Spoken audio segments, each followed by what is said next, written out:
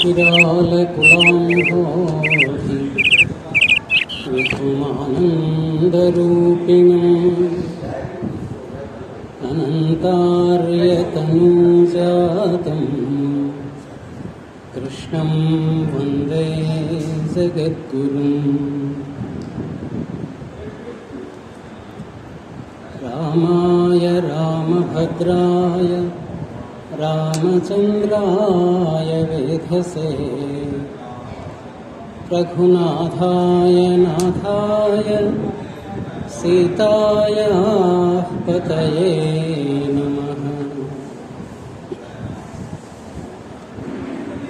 अग्रतः पृष्ठतश्चैव पार्श्वतश्च महाबलौ आकर्णपुन्नधन्वानौ रक्षेतां रामलक्ष्मणौ। సభకి నమస్కారం.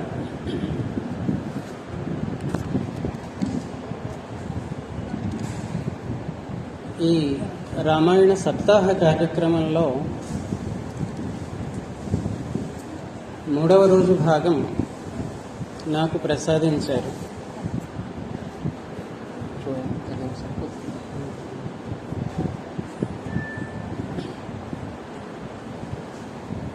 ఇప్పటిదాకా నిన్న మొన్న చెప్పిన వాళ్ళ ముందు, రేపు ఎల్లుండి చెప్పబోయే వాళ్ళ ముందు నేను కొంచెం చాలా చిన్నవాడిని. నేనే సాహిత్యము చదువుకోలేదు, నాకు సంస్కృతం కూడాను రాదు. కాకపోతే మా గురుదేవులు ఎక్కిరాల కృష్ణమాచార్యుల వారు, అలానే శ్రీరామాయణ ఉపదేశం ఇచ్చినటువంటి కిడాంబి శ్రీనివాస రామానుజాచార్య స్వామివారు వాళ్ళ ఆజ్ఞగా వారు ఏదైనా పలికిస్తే ఒక్క సంకల్పంతో వచ్చాను. రామకథ చెప్పుకుంటూ ఉన్నప్పుడు, రామాయణం వింటూ ఉన్నప్పుడు మనంగా కాకుండా మనం వాని వెలుగుగా ప్రకాశిస్తాము అన్నది పెద్దల మాట.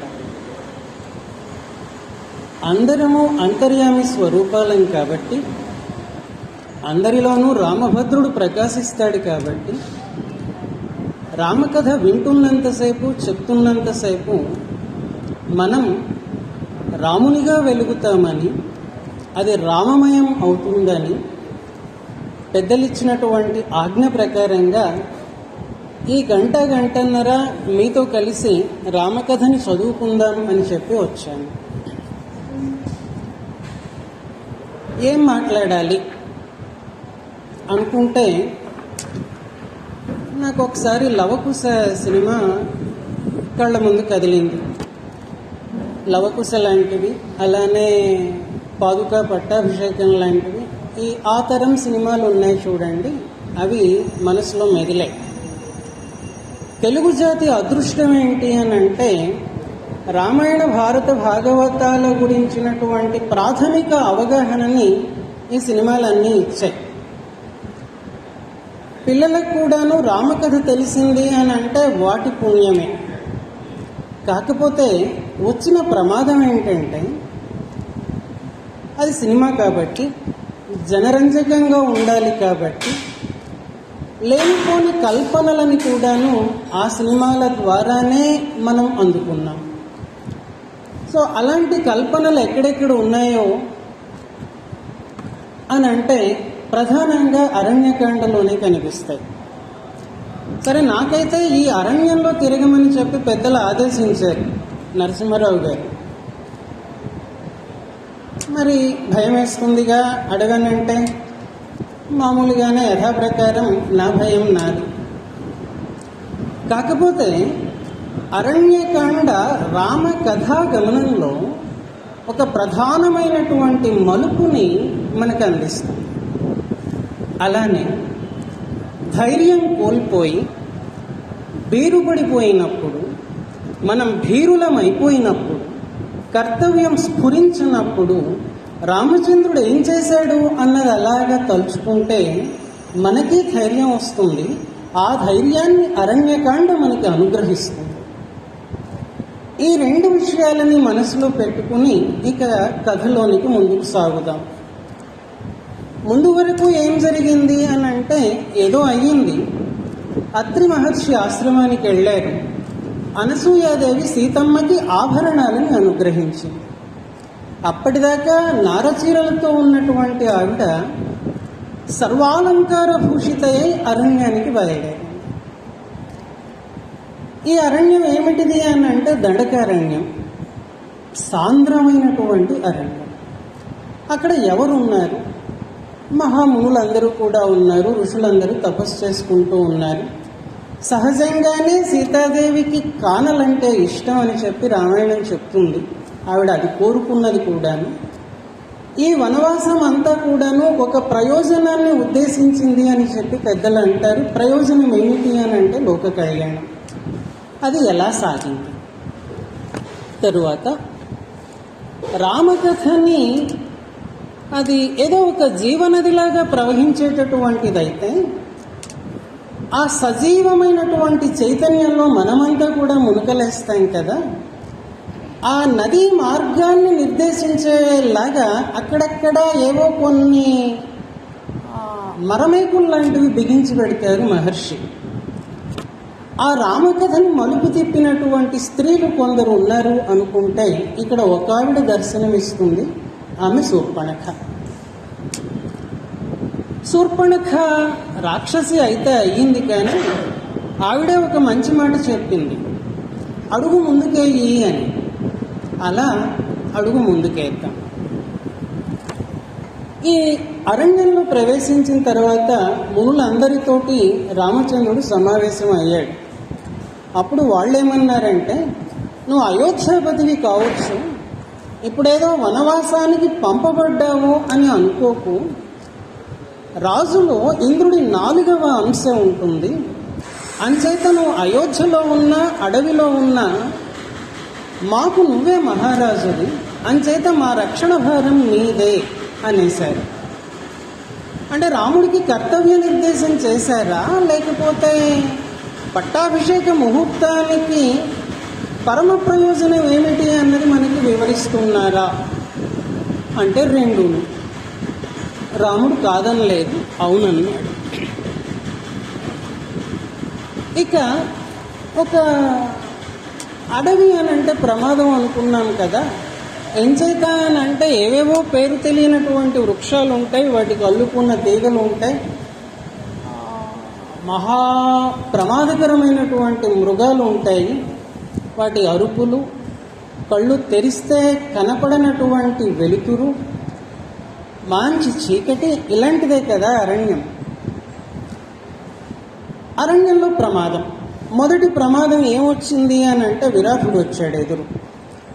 ఈ విరాటుడు మంచి బలశాలి అయినటువంటి రాక్షసుడు. ఎదురు రావడమే ఎలా వచ్చాడనంటే ఒక శూలం పట్టుకొని వచ్చాడట. ఆ శూలానికి ఏమున్నాయిరా అని అంటే చనిపోయినటువంటి జంతువుల కడేబరాలని కొన్నింటిని గుదిగుచ్చి నడుస్తూ ఉన్నాడు, భీకరంగా నడుస్తూ ఉన్నాడు. ఓ 3 సింహాలను పట్టుకున్నాడు, 4 పెద్ద పులుల్ని, 2 తోడేళ్లని గుచ్చేట. అది చాలదు అన్నట్టుగా ఆ శూలము యొక్క మొన భాగంలో ఒక ఏనుగు యొక్క తలని అలాగ గుచ్చి ఆటోపంగా బయలుదేరి ఎదురొచ్చాడు రామలక్ష్మణులకి, సీతమ్మ వారికి. వాడెలా ఉన్నాడు అని అంటే రక్తంతో వసతోటి తడిసిపోయి ఉన్నాడు. ఎదురు వస్తూ వస్తూ ఏమన్నాడు, మీరు నారచీరలు కట్టుకున్నారు, జటలు ధరించారు, మునివేషాలు వేశారు, బాగానే ఉంది, కాకపోతే ఆయుధాలు కూడా పెట్టుకున్నారు. ఈ వేషంతో పాటుగా ఈ స్త్రీ ఎవరో కూడా మీ వెంబడి ఉంది, మీరు అరణ్య ధర్మాన్ని పాటించడం లేదు, మీరు నాకు బలి కావాల్సిందే అని చెప్పి విరాటుడు అన్నాడు. అంతటితోటి ఆగాడా? ఆగలా. ఈ నారీమణిని నేను వివాహం చేసుకుంటాను అన్నాడు. ఆ మాటతోటి ఆగాడా? అలా కూడా ఆగలేదు. ఏకంగా అమ్మవారిని స్పృశించాడు. ఇప్పుడు రాముడు అన్నాడు, యదభిప్రేతమస్మాసు ప్రియం పరవృతం చేయత్ కైకేయాస్తు సుసంవృత్తం క్షిప్రమధ్యైవ లక్ష్మణ. రాముడు మానవుడా దేవుడా అని అంటే ఆయన పొద్దుగూకులు ఇదే మాట చెప్తాడు. ఆత్మానం మానుషం మన్యే, నేను మనుష్యుణ్ణే అంటాడు. దశరథ పుత్రుడైన రాముణ్ణి అని చెప్పుకోవటంలోనే ఆయన ఆనందపడతాడు. మరి రాముడు దుఃఖిస్తాడా? ఏదో కనిపిస్తుంది మనకు అరణ్యకాండలో. మొదటి మాట ఏమంటున్నాడో చూడండి. ఏ కీడు జరగాలని కైకమ్మ కోరుకుందో, ఏ కీడు జరగాలని రాజుని వరమివ్వమని నిర్బంధించిందో, అది ఇక్కడే ఎంత త్వరగా జరిగిందో చూడు. సీతమ్మను పరపురుషుడు స్పృశించాడు, తండ్రి మరణించాడు, రాజ్యము పోయింది. ఇంతకంటే దుఃఖం ఏముంటుంది? ఇది రాముడు అన్నటువంటి మాట. ధీరోదాత్తుడైనటువంటి నాయకుడికి తగిన మాటేనా అని అంటే ఆయన దశరథపుత్రుడైనటువంటి రామచంద్రుడు. లక్ష్మణుడు అన్నాడు, నీ సేవకుడిగా నేను ఇక్కడ ఉన్నానయ్యా, ఇప్పుడే బాణాలతో వీడి గుండెలు చీల్చేస్తాను. ఈరోజు భూదేవి వీడి రక్తం తాగుతుంది, నువ్వు చూస్తూ ఉండు, ఎందుకు బాధపడతావు అన్నాడు. విరాధుడు వీళ్ళిద్దరూ మాట్లాడుకుంటూ ఉంటే వాడికి విసుగు పుట్టింది. మీరెవరో చెప్పమంటే మీరు మాట్లాడుకుంటారేంటి చెప్పకుండా అని గద్దించాడు. రాముడు శాంతంగానే తామెవరో ఎందుకు వచ్చారో విరాధుడికి చెప్పి, ఈ కీకారణ్యంలో ఇంత స్వేచ్ఛగా తిరుగుతున్నావు, నువ్వెవరివి అని అడిగాడు. విరాధుడు తన గురించి తాను చెప్పుకున్నాడు. నా తండ్రి జపుడు, నా తల్లి శతహ్రద, నేను విరాధుణ్ణి, రాక్షసుణ్ణి, తపస్సు చేసి బ్రహ్మ వల్ల వరాలు పొందాను. లోకంలో ఎవరు కూడా నన్ను ఏ అస్త్రంతో కానీ శస్త్రంతో కానీ చంపలేరు. మీరు ఈరోజు నాకు ఆహారం కావాల్సిందే, ఈవిడ ఈరోజు నాకు భార్య కావాల్సిందే అన్నాడు విరాధుడు. ఇక లాభం లేదు అని చెప్పి రామలక్ష్మణులు ఇద్దరూ కూడాను వాడితో తలపడ్డారు, శూలాన్ని ఖండించారు, భుజాలని ఖండించారు. విరాధుడు కూడాను అంతే పోరాడాడు. రాముడు అన్నాడు, లక్ష్మణ, వీడికి ఆయుధాల వలన మరణం లేదు, ఎంత కొట్టినా వీడు చావడు, బ్రహ్మ వల్ల వరం పొందాడు కదా, మరి ఒకటే మార్గం, ఒక గొయ్యి తీయి దాంట్లో కూర్చోబెడదాం, అప్పుడు వీడి ప్రాణం పోతుంది అని విరాధుడి కంఠం మీద కాలేసి తొక్కి పట్టాడు రాముడు. ఈ లోపల లక్ష్మణుడు ఒక గొయ్యి తీశాడు, వాడిని అలా దొర్లించేశారు. అక్కడికి విరాధుడి ప్రాణం కడబట్టింది. పోతూ పోతూ శరభంగ మహర్షి ఆశ్రమం దగ్గరలో ఉంది, మీరు అక్కడికి వెళ్ళండి, మీకు మేలు జరుగుతుంది అన్న సూచన ఒకటి దారి చూపించి వెళ్ళాడు విరాధుడు. ఇక శరభంగ ఆశ్రమాన్ని చేరాడు రామలక్ష్మణులు సీతమ్మ వారితో. వెళ్తూ ఉండగా వాళ్ళకు ఒక దివ్యమైనటువంటి దృశ్యం కనిపించింది. ఇక్కడ దేవేంద్రుడు కనిపించాడు రాముల వారికి. ఒక దివ్యమైనటువంటి రథం, నేలని తాకనిది, దివ్యాశ్వాలు పూంచినది, చుట్టూతా పరివారం, అందరూ 25 సంవత్సరాల వయస్సులో ఉన్నటువంటి వారు. రాముడు దేవేంద్రుడితో మాట్లాడదాం అనుకున్నాడు. కాకపోతే దేవేంద్రుడు రాముడికి కంటపడే లోపలే తాను వెళ్ళిపోవాలి అని చెప్పి శరభంగ మహర్షికి ఒక సూక్ష్మం చెప్పేసి ఆయన బయలుదేరి వెళ్ళిపోయారు. ఇక శరభంగ మహర్షి, నా తపోలోకాలన్నీ నీకు ఇస్తానయ్యా అన్నాడు రాముడితో. ఆహా, నాకు ఈ వనంలో ఉండడానికి స్థలం ఎక్కడో చెప్పండి చాలు అన్నాడు రామచంద్రుడు. ఒక ముహూర్త కాలం ఆగండి, పాము కుబుసాన్ని ఎలా అయితే విడుస్తుందో అలాగే నేను ఈ శరీరం వదిలి బ్రహ్మలోకానికి వెళ్తాను, ఆ దృశ్యం చూసి మీరు ముందుకు వెళ్ళండి అన్నాడు శరభంగ మహర్షి. ఇక ఆ ఘట్టం అయిపోయిన తర్వాత ఆ ఆశ్రమంలో ఉన్నటువంటి మునులందరూ రాముడు ఎక్కడైతే విశ్రాంతి తీసుకుంటున్నాడో అక్కడికి వచ్చి చేరారు. నువ్వు ఇక్ష్వాకు వంశానికే కాదు, యావత్ భూమండలానికే ప్రభువువి, నీ పరాక్రమం లోక ప్రసిద్ధమైనటువంటిది, సత్యము ధర్మము పితృభక్తి మనస్సు నిండా హృదయమారా నింపుకున్నటువంటి వాడివి, సూటిగా చెప్పాలి అని అంటే ఒక్క కోరిక కోరడానికి వచ్చాం మేమంతా కూడాను. ఏమిటయ్యా అని అంటే,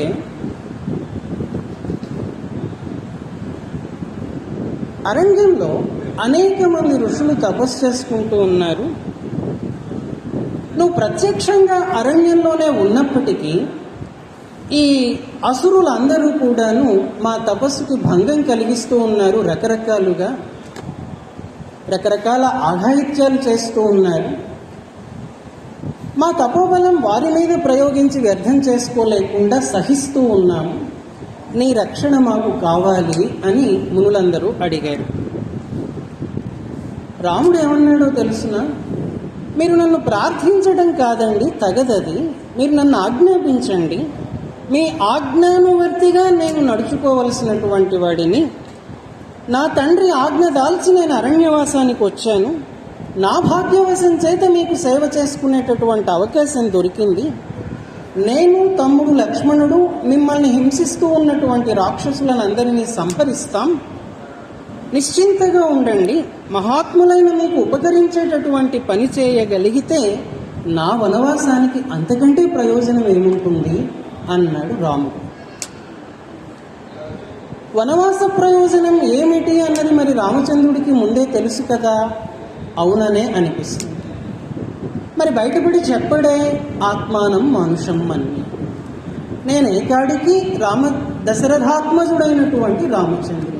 ఆయన ప్రవర్తన, మాట, నడక అంతా మనతో అంటే మానవులతోటి, నరులతో సామాన్యంగా ఉంటుంది. ఇంకా మాట్లాడితే సర్వసామాన్యంగా ఉంటుంది. కానీ మహర్షి ఆయా ఘట్టాలలో, ప్రత్యేకించి అరణ్యకాండలోనే ఆయన మహావిష్ణువు అన్నటువంటి దాన్ని ధ్వనిగా అక్కడక్కడ చెప్పుకుంటూ వస్తారు. శరభంగ మహర్షి ఆయనే బ్రహ్మలోకానికి వెళ్ళాడా, లేకపోతే వెళ్ళగలిగినటువంటి శక్తి రామ సందర్శనం చేత ఆయనకు కలిగిందా అంటే రెండవదే సత్యం. అర్థాత్ శరభంగ మహర్షిని బ్రహ్మలోకానికి పంపటం అన్నది రాముని కటాక్షం. అక్కడ రామచంద్రుడు దర్శనాన్ని అనుగ్రహించడం చేత ఆయన్ని బ్రహ్మలోకానికి పంపాడు తప్ప అంతకాలము ఆయన ఎదురు చూస్తూ సాధన చేస్తూ ఉన్నాడు అన్నంత వరకే. కానీ ఈ సాధన ఫలితంగా బ్రహ్మలోకానికి చేరుకున్నాడు అనటం మాత్రం కాదు. ఇలా అక్కడక్కడ ధ్వనిగా రాముడు దేవుడు అన్నటువంటిది మహర్షి అక్కడక్కడ సూచనగా చెప్పుకుంటూ వస్తారు. కథలో మెల్లమెల్లగా చూసుకుంటూ పోదాం. శరభంగ మహర్షి సూచన మేరకు ఆ తర్వాత సుతీక్ష్ణుడిని కలుసుకున్నారు. సుతీక్ష్ణుడు దర్శన మాత్రం చేత రామాలింగన భాగ్యం పొందినటువంటి వాడు. ఆయనే ఎదురు వెళ్ళి రాముణ్ణి కౌగలించుకున్నాడు. ఆ కౌగిలింతకు రాముని అనుమతి ఉన్నది. రఘువంశంలో శ్రేష్ఠుడివయ్యా నువ్వు. సత్యవాక్పాలన చేసేటటువంటి వారిలో నువ్వే అగ్రగణ్యుడివి. నిన్ను మించినటువంటి వారు లేరు. రాజ్యం పోగొట్టుకున్నావని, అరణ్యవాసానికి వచ్చావని విన్నాను. చిత్రకూటంలో నివసిస్తున్నావని కూడాను విన్నాను. ఈ శరీరాన్ని విడిచి వెళ్లకుండా నీకోసమే నేను నిరీక్షిస్తున్నాను అంటూ ఆయన కూడా నా తపోలోకాలన్నీ నీకు ఇస్తానయ్యా, తీసుకో అన్నాడు రాముడితో. మరి రాముడు అంగీకరించేవాడా తీసుకోవటానికి, లేదా అనుగ్రహించేవాడా? ఇక్కడ కూడా అదే మాట. ఆ లోకాలన్నీ నాకు అక్కర్లేదు, అవి నేను పొందగలను, వాటిని అలా ఉంచుకో. ఈ అడవిలో నేను ఎక్కడ ఉండాలో ఆ దారి మాత్రం చెప్పు, ఆ స్థలం మాత్రం చెప్పు, ఈ సహాయం చేస్తే చాలు నాకు అన్నాడు రాముడు. మహర్షి ఏమన్నాడు అని అంటే, నా ఆశ్రమంలోనే ఉండొచ్చు కదా, మీకేమి ఇబ్బంది లేదు. ఒక కుటీరం మీకు ఇస్తాము, అందులో హాయిగా ఉండండి. కాకపోతే అప్పుడప్పుడు ఏమన్నా మృగాలు ఈ దరిదాపుల్లో సంచరిస్తూ ఉండవచ్చు, అంతకు మించి వేరే ఇబ్బంది లేదు అన్నాడు సుతీక్ష్ణుడు. మరి ఉండమన్నట్ట వెళ్ళమన్నట్ట?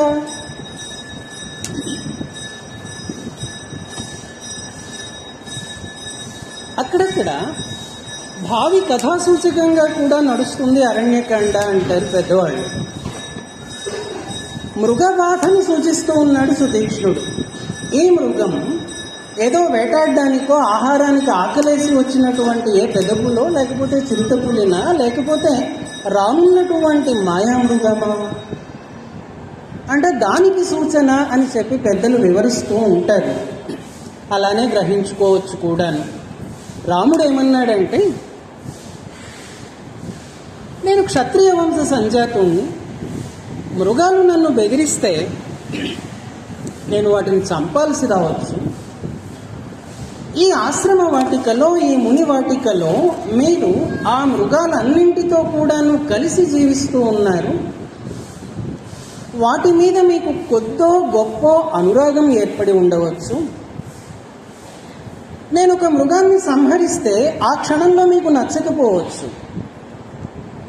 మీకు బాధ కలగవచ్చు, మృగవధ కారణంగా బాధ కలగవచ్చు. మిమ్మల్ని బాధించేటటువంటి ఏ పనైనా సరే చేయటం నాకు తగదు. అంచేత నేను బయలుదేరి వెళ్తాను. నివాసయోగ్యమైనటువంటి ప్రదేశం ఒకటి సూచించండి అని చెప్పి మళ్ళీ అడిగాడు. అంతలో సంధ్యా సమయం అయ్యింది.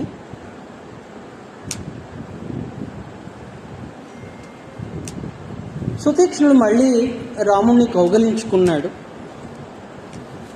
దండకారణ్యంలో ఇంకా చాలామంది ఋషులు ఉన్నారు, పవిత్రమైనటువంటి వాళ్ళ ఆశ్రమాలన్నీ కూడాను చూసిరండి అని చెప్పి అన్నాడు. ఇప్పుడు సీతమ్మ ఏం చేసింది అని అంటే, రాముణ్ణి అనుగమిస్తూ ఉన్నటువంటి ఆవిడ ఖాళీ చేతులతోటి రాముడి వెనక నడవకుండా ఆయుధాన్ని తీసి అందించింది. సీతాదేవే అందించింది. మరి కర్తవ్య బోధ చేస్తున్నట్ట, కర్తవ్యాన్ని సూచిస్తున్నట్ట, వాళ్ళ మధ్యన ఉన్నటువంటి సమాచార ప్రసారం, కమ్యూనికేషన్ అంటాం కదా, అది అతి సూక్ష్మమైనటువంటి స్థాయిలో జరిగేటటువంటిది. ఏ ధర్మ సూక్ష్మానికైనా లోబడి ఉన్నటువంటి సమాచార ప్రసారం. వాళ్ళ మధ్యన ఏదో జరిగింది అనుకుందాం. ఆయుధాలు అందించినటువంటి సీతమ్మ తర్వాత ఏముంటుంది అని అంటే, బహుశా రాముణ్ణి పరీక్షించటమా కావచ్చేమో. కామం వల్ల కలిగేటటువంటి వ్యసనాలు 3 ఉన్నాయి. అసత్యం ఆడటం, పరభార్యాగమనం, ఏ కారణము లేకపోయినా కూడాను క్రూరత్వం వహించటం. త్రీణ్యేవ వ్యసనాన్యత్ర కామజాని భవస్త్యుత మిథ్యావాక్యం పరమగం తస్మాత్ గురుతరావుభౌ పరదారాభిగమనం వినా వైరం చ రౌద్రత. అసత్యమాడ్డం అన్నది నీ రక్తంలో లేదు, నాకు తెలుసు. పరదారాభిగమనం అన్నది అసలు మాట్లాడేటటువంటి పనే లేదు. మరి నీకు ఇక్కడ ఈ అరణ్యంలో మిగిలినటువంటి వాళ్లతో, ఇప్పటిదాకా నీ కంటికి కనపడనటువంటి వాళ్లతో నీకెందుకయ్యా వైరం? ఈ క్రౌర్యం ఎందుకు? ఇది మానుకో అని సీతాదేవి చెప్తుంది. ముందేమో ఆయుధం అందించింది, ఇప్పుడు చెప్పినటువంటి మాట ఇది. ఇంకా అగ్నికి సమీపంలో ఎండుకట్టెలు ఉన్నాయనుకోండి, నిప్పు ప్రజ్వరిల్లుతుంది. అలాగే క్షత్రియ వంశ సంజాతుడి చేతిలో ఆయుధం ఉన్నట్లయితే ఆ ఆయుధాన్ని ప్రయోగించాలి అన్నటువంటి ఆలోచన అతనికి మాటి మాటికి వస్తూ ఉంటుంది. ఇది సీతమ్మ చెప్పినటువంటి మాట. ఆయుధం వలన క్షత్రియుడి బలము, తేజస్సు రెండూ కూడాను వృద్ధి పొందుతాయి అన్నది అమ్మ. ఆ ఆయుధం ఉపయోగించాలనేటటువంటి కోరిక పుడుతుంది. మరి అందులో అకారణంగా ఎవరో ఒకళ్ళని హింసించాల్సి రావచ్చు, చంపవలసి రావచ్చు. మరి ఇదంతా ఎందుకు? మనకొద్దు అని చెప్పి వారించటానికి ప్రయత్నం చేసింది. మళ్ళీ ఒక కథ కూడా చెప్పింది అమ్మ అక్కడ. ఇంద్రుడు ఒకసారి ఒక తపస్వి దగ్గర ఒక కత్తి పెడతాడు, న్యాసం చేస్తాడు. ఆ కత్తి కారణంగా ఆయన తపస్సు కాస్త చెడింది. క్లుప్తంగా కథ అది. అలాగే ఈ ధనుస్సులు ధరించినటువంటి మీరిద్దరూ దండకారణ్యవాసులైనటువంటి రాక్షసుల్ని చంపాలనుకుంటారు. వాళ్లతో మనకి వైరం ఏముంది? క్వచ శస్త్రం క్వచ వనం క్వచ క్షాత్రం తపః క్వచ వ్యావిద్ధవిధం అస్మాభిర్దేశధర్మస్తు పుణ్యతాం. తపోవనాలతో నిండినటువంటి అరణ్యం ఎక్కడా? తపస్సు ఎక్కడా? క్షత్రియ ధర్మం ఎక్కడా? రామచంద్ర, ఇక్కడి ధర్మం ముని వృత్తి, యుద్ధం కాదు. క్షత్రియ ధర్మమైన యుద్ధాన్ని అయోధ్యకు తిరిగి వెళ్ళిన తర్వాత మీరు పాటిద్దురు. ఇక్కడ మాత్రం ఎవరో చెప్పారని ఎవరినో చంపటం ఎంత మాత్రం కూడాను తగదయ్యా. ధర్మాదర్థ ప్రభవతి, ధర్మమే అర్థానికి కారణం, ధర్మమే సుఖానికి కూడాను కారణం, దానివల్లనే సమస్తం కూడాను పొందుతాం. జగత్తులో సారమైనటువంటిది ధర్మం ఒక్కటే. అంచేత వివేకవంతులు ఎంతటి శ్రమకైనా ఓర్చి ధర్మాన్ని పాటిస్తారు. నీ క్షత్రధర్మానికి ఇక్కడ స్థానం ఎక్కడున్నది అని సీతమ్మ ప్రశ్నించింది. అంటూ ఏదో స్త్రీ సహజమైనటువంటి చపలత్వంతో మాట్లాడుతున్నాను, కానీ ధర్మం గురించి నీకు చెప్పగలిగిన వాళ్ళు ఎవరయ్యా? కొంచెం సాహసించాను, నీకు తెలిసినవే ఒకసారి జ్ఞాపకం చేద్దాం అని చెప్పి ఆ ఉద్దేశం తప్ప నీకేదో పాఠం చెప్పడం నా ఉద్దేశం కాదు. నువ్వు నీ తమ్ముడు మంచి చెడులు ఆలోచించండి, మీకేది మంచి అనిపిస్తే అది చెయ్యండి అని చెప్పి సీతమ్మ అన్నది. రాముడు ఏమన్నాడంటే, సీత, నువ్వు జనకుడి కుమార్తెవి, ధర్మం తెలిసిన దానివి, మీ తండ్రి గారి వంశానికి కీర్తి తెచ్చేటటువంటి పద్ధతిలోనే మాట్లాడావు, బాగుంది. అప్యహం జీవితం జహ్యాం త్వాం వా సీతే స లక్ష్మణాం నతు ప్రతిజ్ఞాం సంసృత్య బ్రాహ్మణేభ్యో విశేషతః అన్నాడు రాముడు. ప్రాణం వదలమంటావా? వదిలేస్తాను. లక్ష్మణుణ్ణి వదిలేయమంటావా? వదిలేస్తాను. నిన్నైనా వదులుకోగలను చివరికి, కానీ చేసిన ప్రతిజ్ఞను, తదాపి ఋషులకిచ్చినటువంటి మాటను మాత్రం నేను వదలలేను. నువ్వు నాకు ప్రాణాధికురాలివి, నాపై ఉన్న ప్రేమతో నువ్వు మాత్రమే చెప్పగలిగినటువంటి ధర్మయుక్తమైన మాటలు చెప్తున్నావు, నీ మనస్సు నాకు తెలీదా అన్నాడు రాముడు. సకృత్తుగా నాకు కావచ్చు కాక ఆయన నోటి వెంట వచ్చిన మాట ఇది. లక్ష్మణుణ్ణి వదిలేయమంటావా? వదిలేస్తాను. నిన్నైనా వదిలేయగలను, ప్రతిజ్ఞను మాత్రం వదలను. ప్రతిజ్ఞ ఏం ప్రతిజ్ఞ చేశాడయ్యా అని అంటే, ఆశ్రిత రక్షణ అన్నటువంటి ప్రతిజ్ఞే కదా ఆయన చేసింది.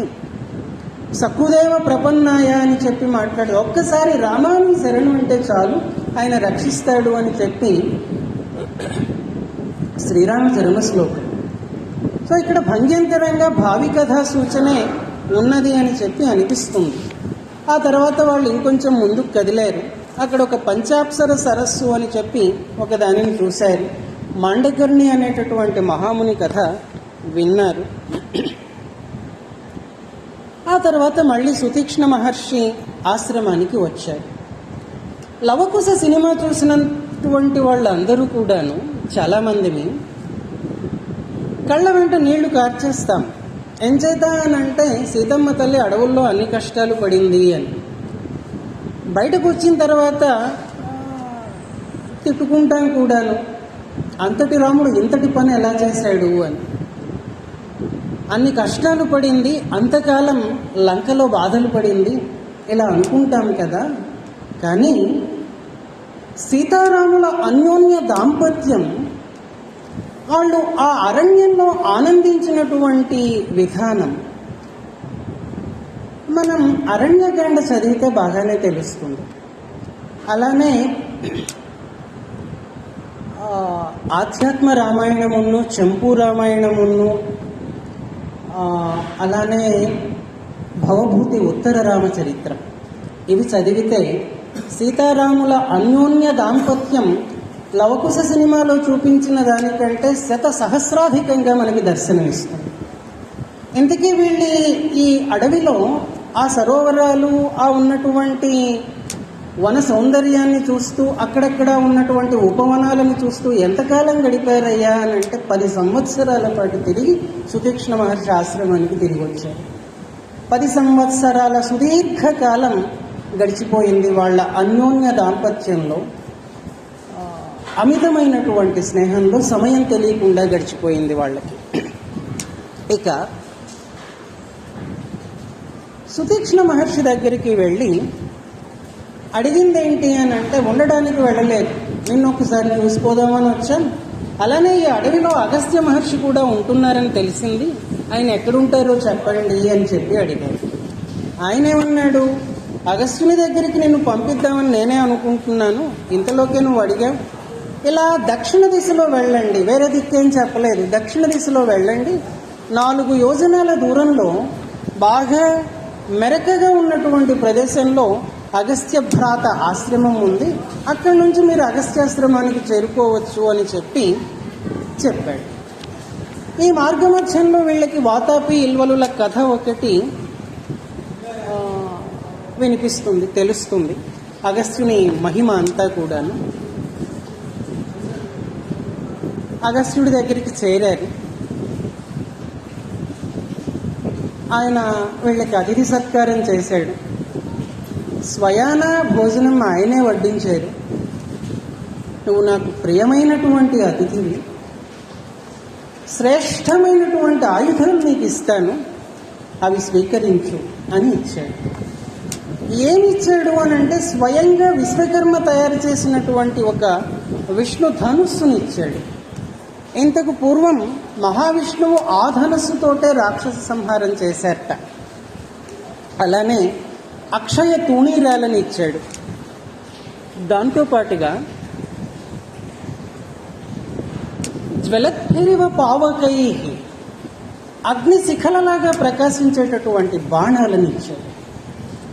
రాముడు తాపస వృత్తి పాటించే అరణ్యానికి వెళ్తే ఈ ఆయుధ సంపత్తి అంతా ఎందుకు? జరగనున్నది వాళ్ళకి తెలుసు కామోసు. ఇక రామలక్ష్మణులతోటి మీరు సీతతో కలిసి ఇంత దూరం నడిచి వచ్చి నాకు నమస్కరించడానికి చాలా శ్రమపడ్డారు. రాజసుత అయినటువంటి ఈ సీతమ్మలో అలసట బాగా కనిపిస్తోంది. స్త్రీలలో మామూలుగా మెరుపుకున్నటువంటి చంచలత్వం ఉంటుంది, ఆయుధాలకు ఉన్న పదును ఉంటుంది. గరుత్మంతుడికి వాయువుకి ఎంత వేగం ఉన్నదో అంత వేగం స్త్రీకి ఉంటుంది. కానీ ఈ సీతమ్మ ఈ చెప్పిన 3 దోషాలకి అతీతురాలు. నీపై ప్రేమతో సకల రాజ్యభోగాలని తృణప్రాయంగా వదిలిపెట్టి నిన్ను అనుగమించింది కదా, మీ రాకతో ఈ వనమంతా కొత్త శోభను సంతరించుకుంటుంది అని అగస్త్యుడు ఆశీర్వదించాడు. ఈ శోభ ఏమిటి? రాముడు సవినయంగా మహర్షికి చెప్పిన మాట, నా భార్య గుణాలు, నా తమ్ముడి గుణాలు, నా గుణాలు మీలాంటి పూజ్యుడికి సంతోషాన్ని కలిగిస్తాయి అని అంటే అంతకంటే మా జన్మకి సార్థకత ఏముంది? మేము ధన్యులమయ్యాము, మీ అనుగ్రహం లభించింది, అదృష్టవంతులం.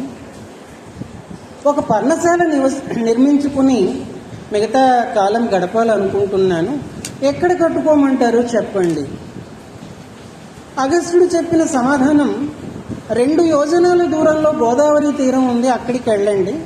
పంచవటి అనేటటువంటి అందమైన ప్రదేశం ఉంది, అక్కడ అన్ని కాలాల్లో కూడా చక్కటి పళ్ళు దొరుకుతాయి, దుంపలు దొరుకుతాయి. మీ వనవాస కాలంలో చాలా వరకు గడిచిపోయింది కదా, ఇంకా కొద్ది కాలం ఉంది, ఈ కొద్ది కాలం ఆ పంచవటిలో గడపండి. అక్కడ ఉంటే ఈ ప్రాంతంలో ఉన్నటువంటి మునులను కూడా రక్షించవచ్చు. ఇది అగస్త్యుడు అన్నటువంటి మాట. దేనికి పంపిస్తున్నారు వీళ్ళని? ఎక్కడికి పంపిస్తున్నారు? మొదటి నుంచి కూడా ఎక్కడికి, దేనికి అని అంటే వచ్చేటటువంటి జవాబు సకల రాక్షస సంహారానికి, లోక కళ్యాణానికి. అంతా కూడాను దిశానిర్దేశం అలానే జరుగుతోంది. ఆ మధ్యలో జటాయువు పరిచయం అయ్యాడు. జటాయువు దశరథుడి స్నేహితుడని మనకందరికీ తెలుసు. ఆయన రామలక్ష్మణుల వెంబడి వెళ్ళాడు. మీరిద్దరూ ఏదైనా అడవిలోకి వెళ్తే నేను సీతమ్మని కనిపెట్టుకుని కాపాడుతూ ఉంటాను, నన్ను కూడా మీతో పాటు రానివ్వండి అన్నాడు ఆయన. అలాగే రమ్మన్నారు. వీళ్ళు 4 పంచవటికి బయలుదేరారు, చేరారు. ఒక పర్ణశాలని లక్ష్మణుడు అంతలోకే నిర్మించేశాడు. త్వయా నాథైన ధర్మాత్మ నా సమృద్ధ పితామమ. లక్ష్మణ, నువ్వు వెంట ఉన్నావు కదా, కంటికి రెప్పలాగా నన్ను కాపాడుతూ ఉన్నావు. నువ్వు నా వెంబడి ఉన్నట్లయితే ఉన్నంతసేపు నా తండ్రి మరణించలేదని, నీ రూపంలోనే నన్ను రక్షిస్తూ ఇక్కడే ఉన్నారని అనిపిస్తోంది అన్నాడు రామచంద్రుడు సప్రేమగా. మరి లక్ష్మణస్వామి విద్యుక్తంగా ఆయన చేసేటటువంటి సేవ అంతా కూడాను రాముడికి చేస్తూ ఉన్నాడు, కాపాడుకుంటూ ఉన్నాడు. అలా కొంతకాలం అక్కడ సుఖంగా నివసించారు. అంతలోకి హేమంత ఋతువు వచ్చింది. కావ్యాల్లో ఋతువర్ణన అన్నది సర్వసామాన్యంగా కనిపించేది. అరణ్యకాండను మనం చదివితే ఏదో కావాలి కాబట్టి, కావ్య లక్షణాలను సంతృప్తిపరచాలి కాబట్టి, లేదా నాకు బాగా కవిత్వం వచ్చు కాబట్టి నిరూపించుకోవాలి కాబట్టి ఋతువర్ణన చేశాను అన్నట్టుగా ఉండదు. చాలా సహజంగా ఉంటుంది. ఎంత సహజం అని అంటే, రాముడు అక్కడ ఆ అరణ్యంలో మమేకమైపోయాడు. అక్కడున్న ప్రతి చెట్టుతో, పుట్టతో, పిట్టతో రామలక్ష్మణులు సీతతో కలిసి మమేకమైపోయి వాటిలో అంతర్యామిగా వెలుగొందుతూ ఆ అటవీ భాగం అంతా కూడాను వాళ్ళు సంచరించారు. లక్ష్మణుడు ఇప్పుడు కైకేయిని నిందిస్తాడు. అలా మాట్లాడుకుంటూ ఉంటారు కదా, కైకమ్మని నిందిస్తాడు. రాముడు ఏమన్నాడంటే, ఆమె గురించి మాట్లాడొద్దు, ఇక్ష్వాకు కులానికి ప్రభు అయినటువంటి భరతుణ్ణి గురించి చెప్పు. నువ్వు చెప్పే మాటలు నా హృదయానికి హత్తుకునేలా ఉంటాయి, మనస్సుకి అమృతంలాగా పనిచేస్తాయి. ఇంతకీ మనం నలుగురం అన్నదమ్ములం మళ్ళీ ఎప్పుడు కలిసి ఆనందిస్తామో కదా అని కొంచెం బాధ వ్యక్తం చేశాడు రామచంద్రుడు. ఇలా జల్పనం అంటారు, పిచ్చపాటి మాట్లాడుకుంటూ మెల్లగా గోదావరి నదీ తీరం చేరారు. ఆ నదిలో స్నానాలు చేశారు, పితృతర్పణాలు ఇచ్చారు, దేవతా తర్పణాలు ఇచ్చారు, ఉదయిస్తూ ఉన్నటువంటి సూర్యుణ్ణి స్తుతించారు, ఇతర దేవతలని ఏకాగ్ర చిత్తంతో స్తుతించారు. ఇప్పుడు రాముడు ఎలా ఉన్నాడో తెలుసునా చూడటానికి? కృతాభిషేక సరరాజ రామ సీతాద్వితీయ సహ లక్ష్మణేన కృతాభిషేకో గిరిరాజపుత్ర్యా రుద్ర సనంది భగవానివేశ. బహుశా శ్రీరామాయణం మొత్తంలో రామచంద్రుణ్ణి లయకారుడైనటువంటి రుద్రుడితో పోల్చటం ఇదే మొదటిసారి. అరణ్యకాండలోనే భావి కథా సూచకం అని విన్నవిస్తూ ఉన్నాను కదా. కృతాభిషేకో గిరిరాజపుత్ర్య రుద్ర సనంది భగవానివేశ. ఆ క్షణంలో ఆయన ఎలా కనిపించాడు మహర్షికి అని అంటే, పార్వతీదేవితో కలిసి స్నానం చేసి నందీశ్వరుడు వెన్నంటి వస్తూ ఉంటే నదిలో నుంచి బయటికి వస్తూ ఉన్నటువంటి లోకేశ్వరుడైన రుద్రుడిలాగా వెలిగిపోతూ ఉన్నట్టు రామచంద్రుడు. ఈ రౌద్రత్వం, ఈ రుద్రత్వం మరి రాముడిలో, రాముడు మన్మథాకారుడు కదా, అందరినీ వశం చేసుకోగలిగినటువంటి సౌందర్యం కదా. అలాంటి వాడిలో ఇంతటి రౌద్రత్వాన్ని ఎలా దర్శించగలిగారు మహర్షి అంటే, అందుకే ఆయన మహర్షి, ఆదికవి, క్రాంతదర్శి. ఇక ఆ తరువాత వాళ్ళు అలా గడుపుతూ ఉన్నారు. తీరిగ్గా పర్ణశాల బయట కూర్చుని మాట్లాడుకుంటూ ఉన్నారు. రావలసినటువంటి ఒక ఆవిడ వచ్చింది. కథా గమనాన్ని మలుపు తిప్పగలిగిన ఆవిడ, మలుపు తిప్పిన ఆవిడ శూర్పణఖ. ఒక్కసారి చూస్తే చూపులు తిప్పుకోలేనంతటి అందం, బలం, మంచి వయస్సు ఉన్నటువంటి రాముణ్ణి చూడగానే, సర్వసత్వ మనోహర కదా రాముడు, ఆయన్ని చూడగానే ఆవిడ మోహితురాలైపోయింది.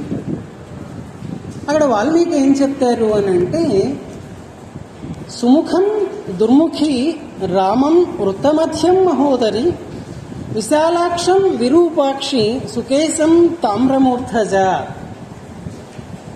ప్రీతిరూపం విరూపా సా సుస్వరం భైరవస్వర తరుణం దారుణావృద్ధ దక్షిణం వామభాషిణి, ఇలా వర్ణించుకుంటూ పోతారు. రాముడి ముఖం అందమైంది, శూర్పణఖ ముఖం వికృతమైంది. రాముని నడుం సన్నటిది, ఆమెది బాణపొట్ట. విశాలమైన నేత్రాలు రాముడిది, వికృతమైన నేత్రాలు ఈమెవి. అందమైన జుట్టు, రాగిరంగు జుట్టు. చూడగానే మనసు ఆనందంతో నిండిపోయేటటువంటి మనోహరమైన రూపం రామచంద్రుడిది.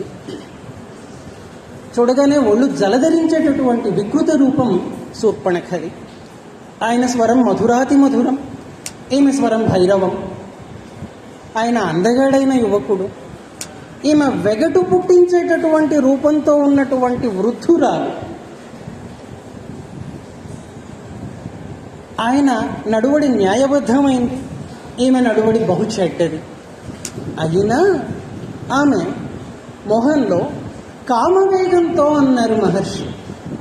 కామవేగంతో రాముడితోటి ఇలా అందుక, నువ్వు ఈ మునివేషంలో ఉండి ధనుర్బాణాలు ధరించావు, భార్యతో కూడా ఉన్నావు అంటే భార్య అని గ్రహించినట్లే కదా, నువ్వెవరివి, ఎందుకు వచ్చావు ఇక్కడికి, నిజం చెప్పు అంటే రాముడు ఆయన సత్యవాక్ పరిపాలకుడు కదా, ఉన్నది ఉన్నట్లే చెప్పాడు.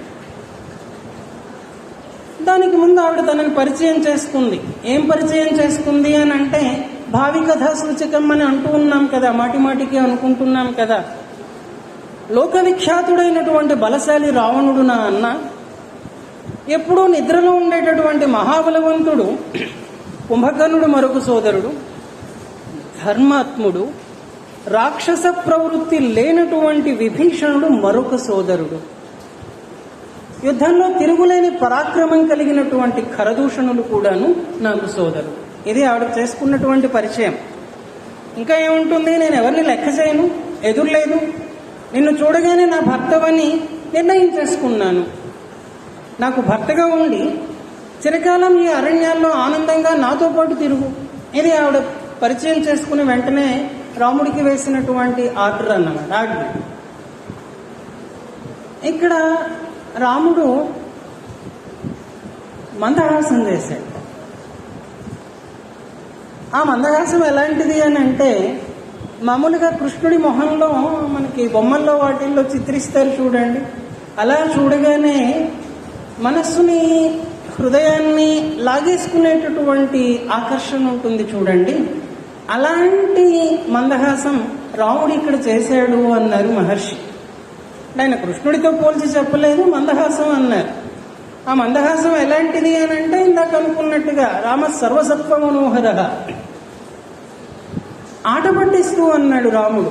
బహుశా రాముడు అనృతం ఆడడు అనుకుంటాం కదా, ఇక్కడ ఒక అనృతం అసత్యం చెప్పాడు, ఆట పట్టిస్తూ అన్నాడు. అమ్మా, నువ్వు చూస్తే పూజ్యురాలిలాగా ఉన్నావు, ఈ సీత నాకు ప్రాణం.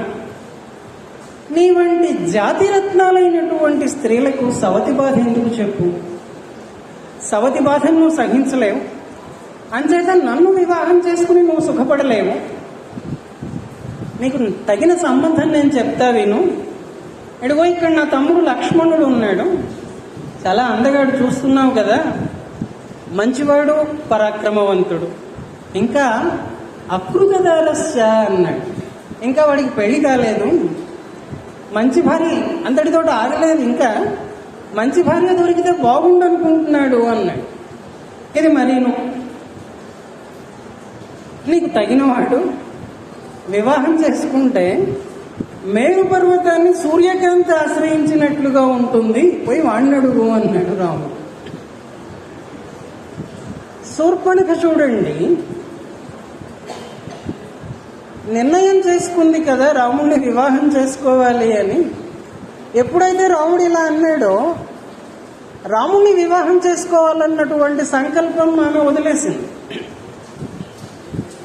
క్షణకాలం అంటే, అంతకుముందు లక్ష్మణుణ్ణి తినేస్తానని కూడా అంటుంది. క్షణకాలం క్రితం ఎవరినైతే తినేస్తానో అన్నదో వాడి దగ్గరికి వెళ్ళి నేను నీకు తగిన భార్యని, నాతో విహరిద్దురా అని చెప్పి అడిగింది. లక్ష్మణుడు ఏమన్నా తక్కువ తిన్నాడా? మొల్ల అంటుంది చూడండి, అన్ని గుణముల రూపింపనెసగువాడు వరుస సౌమిత్రి బంగారు వన్నెవాడు. ఇది సుందరకాండలోది అనుకోండి. అన్ని రకాల రాముడికి తగినటువంటి వాడు ఆయన. రాముడు ఎలా చమత్కరిస్తున్నాడో లక్ష్మణుడు కూడా అలాగే అన్నమాట. బాగుంది, నువ్వేమో అందగత్తెవి, నీ రంగు నీ రూపు చూస్తూనే అది తెలిసిపోతోంది మాకు. నేను అన్నగారికి అధీనుడనైనటువంటి సేవకుణ్ణి, దాసుణ్ణి. దాసభక్తిలో లక్ష్మణుణ్ణి చెప్పుకుంటాం మనం. దాసుడి భార్యవైతే నువ్వు కూడా దాసివే కదా. దాసిలాగా నువ్వేం సుఖపడతావు చెప్పు? నీలాంటి అందగత్త దాస్యాన్ని కోరుతుందా, భరిస్తుందా? మా అన్నగారి భార్య అందంగా లేదని చెప్పావు కదా, ఆయన్నే ఆశ్రయించు. నీ వంటి అందగత్తిని ఎవరు కూడా వదులుకోరు. ఆయన ఏమన్నా కరుణిస్తాడేమో చూడు, వెళ్ళు అన్నాడు లక్ష్మణుడు. వాళ్ళ చమత్కారాలు ఈమెకు అర్థం కాలేదు శూర్పణఖకి. అంటే ఆవిడ, నీ రూపం నాకు అర్థమవుతోంది అన్నాడు రాముడు ముందు. అంటే నువ్వు ఏ వేషంలో వచ్చినా సరే నీ రాక్షసత్వం నాకు తెలిసిపోతోంది అన్నది సూచకంగా చెప్పాడు. రాముడు గ్రహిస్తే లక్ష్మణుడు గ్రహించలేడా? వాళ్ళిద్దరూ గ్రహిస్తే సీతమ్మకు తెలియదా? ముగ్గురికి తెలుసును. కాకపోతే కాసేపు ఆట పట్టిస్తున్నారు అనుకుందాం. ఆవిడ గ్రహిస్తుంది అని ఏమైనా భావిస్తున్నారేమో, అలా కూడాను అనుకోవచ్చు. ఇప్పుడు ఏమేమంటుంది శూర్పణఖ? అంతకుముందేమో సీతాదేవి చాలా అందంగా ఉన్నదని పెద్ద వర్ణన చేసింది. ఆ మాటకు వస్తే రాముడి సౌందర్యాన్ని బాగా వర్ణించినటువంటి వాళ్ళల్లో శూర్పణఖే అగ్రగణ్య. అలా తీసుకోవచ్చు కూడా. నీ భార్య చూడ్డానికి వికృతంగా ఉంది, కాకపోతే ఆమె స్వభావం మంచిది కాదు. వయస్సు మళ్ళీపోయినటువంటి వృద్ధురాలు ఈమె మూలంగా కదా నన్ను స్వీకరించడానికి సందేహపడుతున్నావు. ఇప్పుడే ఈమెను తినేస్తాను, నాకు ఇక సవతి పోరు ఉండదు, నీతో స్వేచ్ఛగా విహరిస్తాను అంటూనే సీతమై పరిగెత్తింది. ఇప్పుడు రాముడు ఏమంటాడు అని అంటే, లక్ష్మణ, ఎవరితో పరిహాసం చేయాలో వాళ్ళతో మాత్రమే చేయాలి. చెడ్డవాళ్లతోటి క్రూరులతోటి నువ్వు పరిహాసం ఆడితే ఎలాగా? మరి ఆయనేమో ఆడొచ్చా? ఒక్క క్షణం ఆలస్యం అయితే వైదేహి ఈమె చేతిలో మరణించి ఉండేది. మదించిన ఈ రాక్షసిని విరూపైదుమర్హసి, విరూపిణిగా చెయ్యి అని ఆజ్ఞ ఇచ్చాడు రామచంద్రుడు. మామూలుగానే లక్ష్మణుడికి కోపం, ఆదిశేషుని అంశే కదా. పక్కనే ఉన్న ఖడ్గం అందుకున్నాడు. కన్ను మూసి తెరిచే లోపల శూర్పణఖ ముక్కు చెవులు నరికి పడేశాడు. ఇక ఇక్కడ ఆమె పెడబొబ్బులు పెడుతూ కేకలు పెడుతూ పరిగెత్తిపోయింది. ఖరుడి దగ్గరికి వెళ్ళింది. ఆమెను చూడగానే ఖరుడికి కోపం వచ్చింది. శూర్పణఖ, కుదుటపడు, నీకు ఈ అంగవైకల్యం ఎవరు కలిగించారో చెప్పు, వాళ్ళని నేను ఏదేదో చేసేస్తానని ఈయన బీరాలు వెలికాడు. శూర్పణఖ కన్నీరు మున్నీరుగా విలపిస్తూ సోదరుడికి జరిగిన కథంతా కూడాను ప్రతీకారం తీర్చుకునేదానికి అనుకూలంగా మార్చి చెప్పింది. ఎంత మార్చి చెప్పినా శూర్పణఖలో ఉన్నటువంటి ఆజన్మ సంస్కారాలు ఉంటాయి చూడండి, వాటి వల్లనేమో రామలక్ష్మణులని తలుచుకోగానే వాళ్ళ యొక్క శుద్ధసత్వ స్వరూపాలు ఆమెకి కళ్ళ ముందు ప్రత్యక్షమవుతూ వచ్చాయి. ఆమెకి తెలియకుండానే వారి యొక్క అపురూప సౌందర్య వర్ణన అంతా కూడా ఆమె నోటి నుండి వచ్చింది. తరుణౌ రూప సంపన్నౌ సుకుమారౌ మహాబలౌ పుండరీక విశాలాక్షౌ శ్రీరకృష్ణాజినాంబరం ఫలమూలాసనౌ దాంతౌ తాపసౌ ధర్మచారిణౌ పుత్రౌ దశరథస్యాస్తాం భ్రాతరౌ రామలక్ష్మణౌ. దశరథ పుత్రుడైనటువంటి రాముడు లక్ష్మణుడితో కూడా, రాముడు లక్ష్మణుడు అనేటటువంటి వాళ్ళు ఇద్దరు అక్కడ ఉన్నారు. మంచి యవ్వనంలో ఉన్నారు, మహాబలవంతులు. ఎంత బలవంతులో అంత సుకుమారులు. పద్మాల వంటి విశాల నేత్రాలు కలిగినటువంటి వాళ్ళ సోదరులు నారచీరలు కృష్ణాజినాలు కట్టుకున్నారు, కందమూలాలు తింటున్నారు. కానీ ధర్మచారిణు, రాముడి ధర్మవర్తనానికి సర్టిఫికెట్ ఆవిడే ఇచ్చేసింది. చెప్పడమే ఏం చెప్తోంది? ధర్మబద్ధమైనటువంటి జీవితం గడుపుతున్నారు అని కరుడికి చెప్పింది. మరి ధర్మబద్ధమైనటువంటి జీవితం గడుపుతూ ఉన్నటువంటి వాడి జోలికి పోతే ఎవరైనా సరే అధర్మవర్తనుడైనటువంటి వాడు నిలబడగలడా? లేడన్నది సూచన. గంధర్వ రాకుమారులాగా ఉన్నటువంటి ఆ సోదరులు నిజంగా మనుషులో లేకపోతే మానవ రూపంలో ఉన్నటువంటి దేవతలో నేనైతే గుర్తుపట్టలేదు. వారి మధ్యన అందగత్తె అయినటువంటి ఒక యువతి కూడా ఉంది. వీళ్ళైతే నారచీరలు కట్టుకున్నారు, కానీ ఆవిడ మాత్రం అమూల్యమైనటువంటి వస్త్రాభరణాలని ధరించి ఉంది. ఆమె కారణంగా, అండర్లైన్, ఆమె కారణంగా ఆ అన్నదమ్ములు ఇద్దరు నన్ను దిక్కులేందని అనుకుని నాకు ఈ అవస్థ కలిగించారు. ఖరదూషణలు మీరున్నారు, అన్న రావణుడు ఉన్నాడు, అయినా దిక్కులేని దానిని అనుకుని నాకు ఈ అవస్థ కలిగించారు. కరుణ్ణి రెచ్చగొడుతోంది. ఇక్కడ ఇంతవరకు నేను నిన్నేమన్నా అడిగానా? ఆడపడుచు కట్నంగానో ఇంకో రకంగానో నేనేం అడగలేదు కదా. మొట్టమొదటిసారి కోరుతున్నాను, యుద్ధంలో ఆ అమ్మాయి రక్తం, ఆ అన్నదమ్ముల వెచ్చటి రక్తం, అది నేను తాగాలి, నా కోరిక తీర్చు. అసలే రాక్షసుడు, పరాక్రమవంతుడు, అస్త్ర విద్యలో శస్త్ర విద్యలో నైపుణ్యం కలిగినటువంటి వాళ్ళు. మరి వచ్చి కాస్త రెచ్చగొట్టేటటువంటి మాటలు మాట్లాడితే ఊరుకుంటారా? కరుడు తన అనుచరులతో పాటు బయలుదేరి వెళ్ళాడు. దానికి ముందు 14 మంది రాక్షసుల్ని పంపిస్తాడు.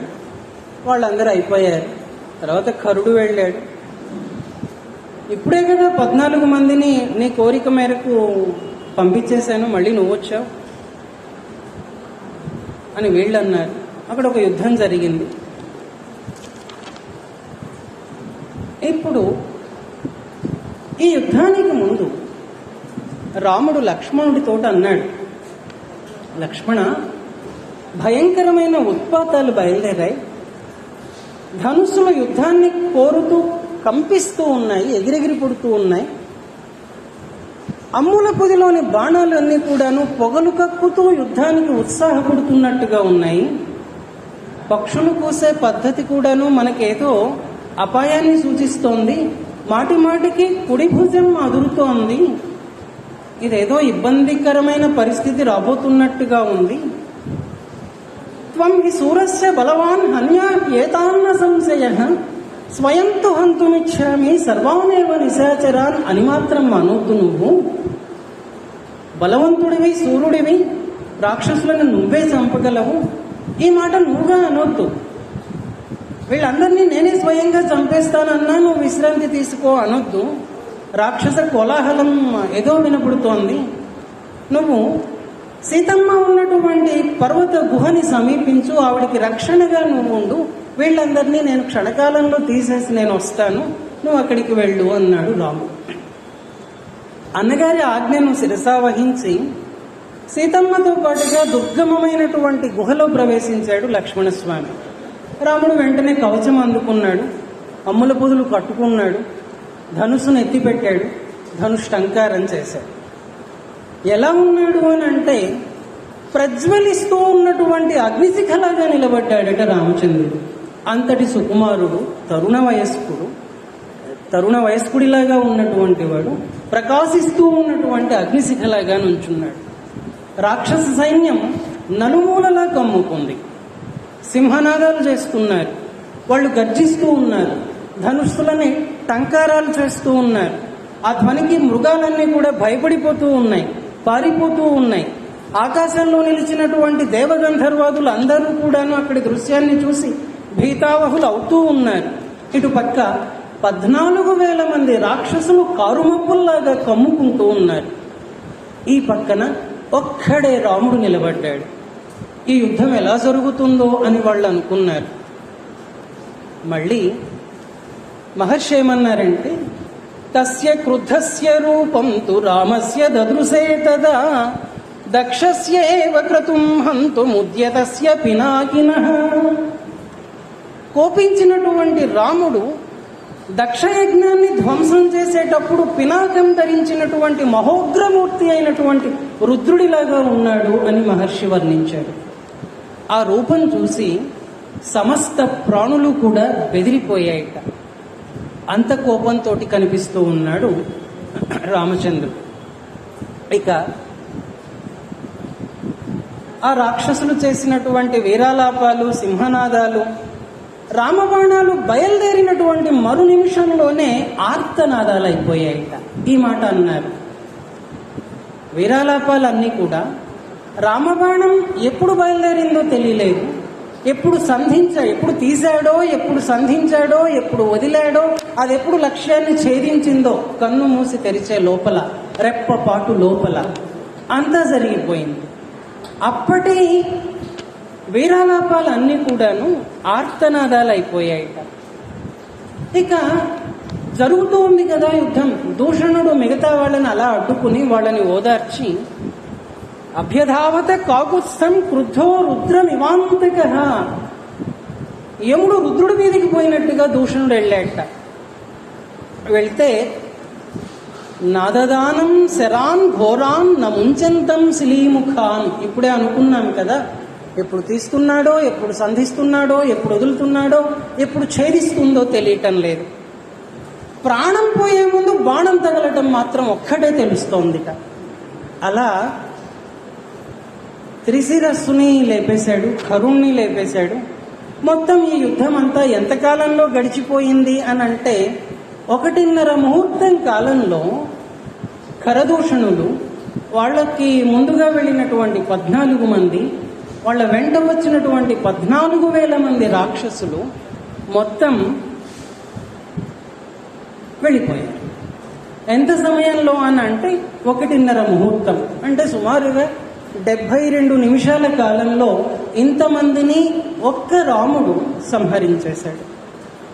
పైనున్నటువంటి దేవతలు, చారణులు చూసి పరాక్రమంలోనూ నేర్పులోనూ కూడాను రాముడు విష్ణువే అని చెప్పి అనేసి వెళ్ళిపోయారు. ఈయన మాత్రం నేను మానవుణ్ణే అనుకుంటూ ఉంటాడు. కనిపిస్తుంది మనకి. ఇంకా ఇక ఆ గుహ దగ్గరికి వెళ్తే రాముడు ఏ ప్రమాదానికి గురి కాకుండా వచ్చేశాడు అని సీతమ్మ సంతోషించింది. రామచంద్రుణ్ణి కౌగిలించుకొని అభినందన తెలిపిందిట. ముందేమో ఆమె కదా అకృత వైరం మనకెందుకయ్యా అని వారించింది. ఇప్పుడేమో నీ పరాక్రమం చూసి నాకు మహదానందం కలుగుతోంది అని భర్తని కౌగిలించుకున్నది. ఇక ఇక్కడ ఒక చిన్న పిటకథ ఉంది. ఈ మొత్తం 14,000 మంది రాక్షసుల్లో, ఒక్క నిమిషం, సభా మర్యాద కాదేమో మన్నించండి, అకంపనుడు అని చెప్పి ఒక రాక్షసుడు మిగిలిపోయాడు అని అక్కడక్కడ కొన్ని ప్రతులలో కనిపిస్తూ ఉంటుంది. ఈ అకంపనుడే రావణాసురుడి దగ్గరికి వెళ్ళి దండకారణ్యంలో ఏం జరిగింది అన్నటువంటి వార్తని ఆయనకి చెప్పాడు అని కొన్ని శ్రీరామాయణ ప్రతులలో ఉన్నది.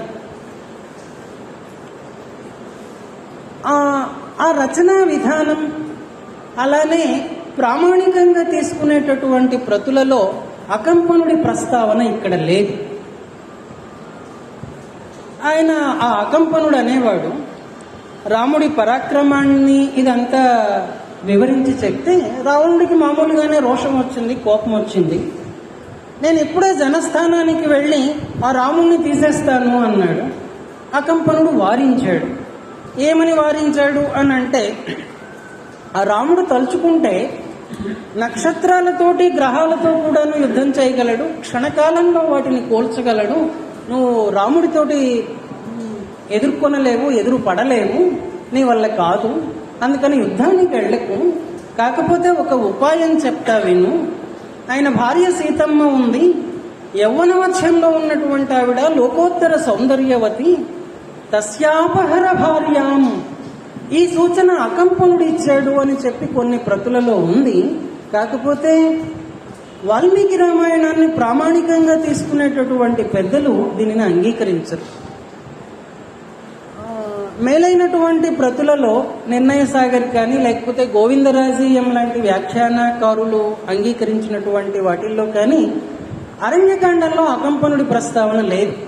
మరి ఏం జరిగింది, రావణుడికి వార్త ఎలా తెలిసింది అని అంటే, ఈ శూర్పణఖ ఇదంతా చూసి మేఘం గర్జించినట్టుగా ఒక్కసారి పెడబొబ్బ పెట్టి రివ్వున లంక వైపుకి ఎగిరి వెళ్ళిపోయింది.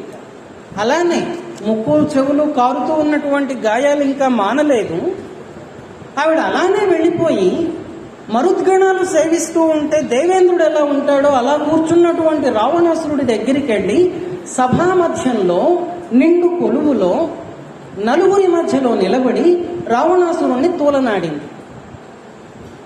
మామూలే రోషం వస్తుంది కదా, మరి రావణుడు అంతటి వాడికి రోషం రావటంలో ఆశ్చర్యమే ఉంది.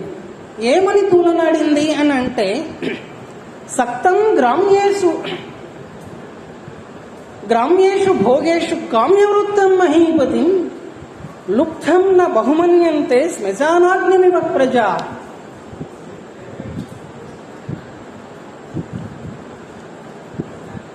గర్వంతో భోగాలు అనుభవిస్తూ రాజ్యపాలనలో జాగ్రత్త పడ్డం లేదు. ఉప్పెనలా ముంచుకొస్తూ ఉన్నటువంటి ఆపదలను నువ్వు గమనించుకోవటం లేదు. నీకున్నటువంటి మంత్రులు ఎవరూ కూడాను నీకు సరైనటువంటి సమాచారాన్ని అందించటం లేదు. మాట్లాడితే 10,000 సంవత్సరాల తపస్సు చేశానంటావు, బ్రహ్మదేవుడి వలన వరాలు పొందానంటావు. కానీ నీకెంతో ప్రియమైనటువంటి జనస్థానంలో రాముడు అనేవాడు ప్రవేశిస్తే ఆ విషయం నీకు ఇప్పటిదాకా తెలియలేదు. ఇంతమంది మహావీరులైనటువంటి రాక్షసులు నీ పరివారంలో ఉన్నటువంటి విశ్వాస పాత్రులు ఒకళ్ళు కాదు, ఇద్దరు కాదు, 14,000 మంది వెళ్ళిపోతే నువ్వు ఇక్కడ సుఖాలు భోగాలు అనుభవిస్తూ నీ కొలువులో ఉన్నటువంటి వాళ్ళ పొగడ్తలన్నీ వింటూ మదమెక్కి నిన్ను నువ్వు మరచిపోయి ఉన్నావు అన్నది శూర్పణఖ. మరి సభామధ్యంలో ఇలా మాట్లాడితే రావణాసురుడు తక్కువవాడు కాదు కదా. కోపం వచ్చింది. ఎంతటి కోపం వచ్చింది అని అంటే, వాల్మీకి మహర్షి కాలకాలమివోద్యతం అన్నారు. కాలకాలమివోద్యతం, కాలకాలం అంటే మృత్యువుకే మృత్యువులాగా ఉన్నాడట రావణాసురుడు ఆ క్షణంలో. ఇక ఏం జరిగింది చెప్పు, నువ్వు చెప్తున్నటువంటి ఆ రాముడు ఎవడు, ఎలా ఉంటాడు, పరాక్రమం ఎంత, దుస్సాధ్యమైనటువంటి ప్రవేశానికే దుస్సాధ్యమైనటువంటి దండకారణ్యంలో ఎందుకు ప్రవేశించాడు, యుద్ధంలో ఖరదూషణాదులని ఎందుకు చంపాడు, జరిగింది జరిగినట్టు చెప్పమన్నాడు రావణాసురుడు. శూర్పణఖ ఏం చేసింది అంటే, జరిగింది జరిగినట్టు కాకుండా తనకి తోచింది చెప్పింది. దశరథుడి కుమారుడు, ఆజానుబాహువు, అరవింద దళాయతాక్షుడు ఇదంతా చేసింది. చేసి